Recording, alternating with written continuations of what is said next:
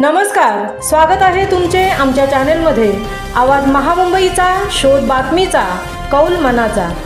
चला तर मग आमचे चॅनेल शेअर करा, लाईक करा आणि सबस्क्राइब करा। धन्यवाद। पारगावमध्ये श्री नानोबा आणि आकुबाई यांची नवस यात्रा उत्साहात साजरी। पारगाव गावचे नवस यांच्या मागे इतिहास आहे। 70-80 वर्षापूर्वी गावामध्ये प्लेगची साथ आली होती।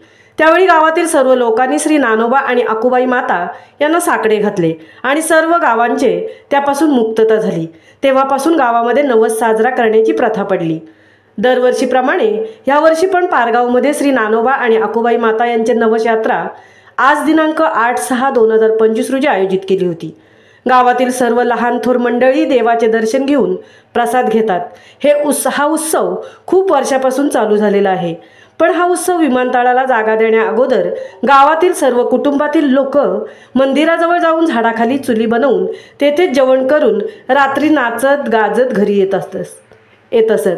त्यामुळे जी हौसमौज पहिली करता येत होती ती आता करता येत नाही, कारण झाडे कमतरता झाली आहे। तरी पण सर्व गावातील लोक मोठ्या उत्साहाने हा नवसाचा कार्यक्रम साजरा करतात। जय नानोबा, जय आकुबाई माता। आवाज महामुंबईचा चॅनेलसाठी निलेश म्हात्रेंसह तृप्ती भोईर, पारगाव।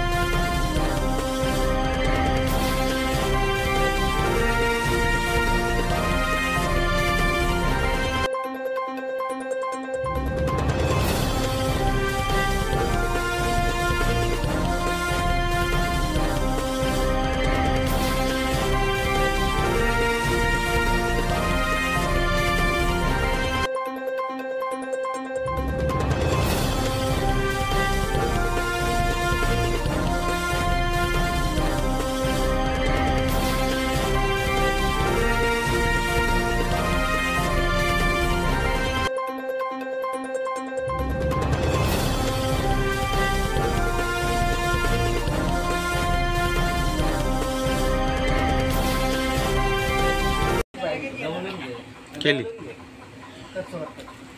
आज नानोबा आकुबाई मंदिरामध्ये नवस ही प्रथा आमची पारंपरिक चालू आहे।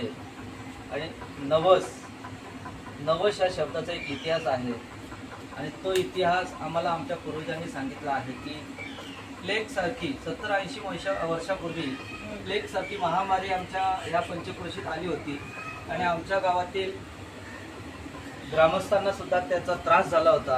आणि ग्रामस्थांनी आमच्या ह्या ग्रामदेवतांना आकुबाई आणि नानोबा देव यांना साकडं घातलं की देवा, आमच्यावरची ही महामारीचं संकट टळू दे, आम्ही तुझ्या चरणाशी लीन होऊन आपल्याला एक साकडं घालतोय, प्रार्थना करतोय, विनंती करतोय।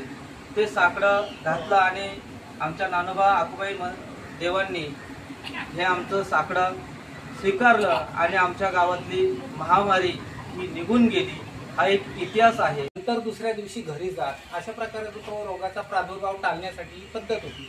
पण नंतर लोकांनी आपल्या पूर्वजांनी ज्या प्रथा चालू ठेवल्या त्याचप्रमाणे नवस सुरू ठेवला आणि हा गावाचा जो ग्रामदेवता आहे नानोबा, त्याचा ह्या नवसाला मानपान देऊन सर्व ग्रामस्थ इथं दरवर्षी जमा होतात। आत्ताच्या घडीला ह्या विमानतळ क्षेत्रात मंदिर होता, तिकडनं विमानतळाच्या क्षेत्रातनं बाहेर इकडं गावाजवळ